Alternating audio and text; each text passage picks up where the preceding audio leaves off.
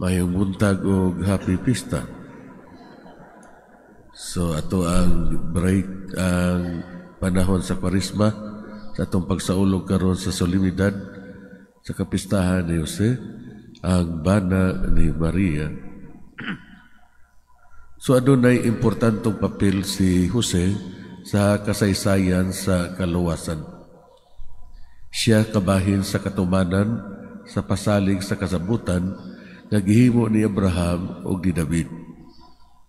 Ang sulat ni San Pablo nga sa taga-Roma nagpresenta kang Abraham nga ang amahan sa tanang nasod. Ang pagkaamahan ni Abraham sa tibuok kalibutan nakuha dili tungod sa ritual sa pagtuli or sa balaod ni Moises, kundi pinaagi sa kaayo nga nagagikan sa pagtuo. Ug ang tanan nga nagasunod sa pagtuo ni Abraham gikonsidera nga iyahang spiritual descendants. O kining tanan makaambit sa mga saad sa kasabutan nga gihimo ngadto kang Abraham.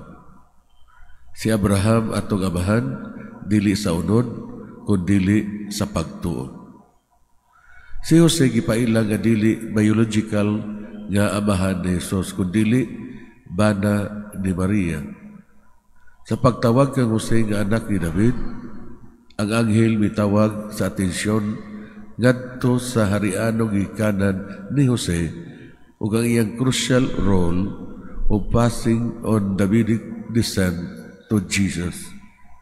Gituman ni Jose kini nga tahas pinaagi sa pagngalan kang Hesus ug ang pag-angkon sa bata nga iyaha. So niining masinugtanong buhat sa pagngalan sa bata, gihimo ni Jose si Jesus nga legal nga manunod ni David.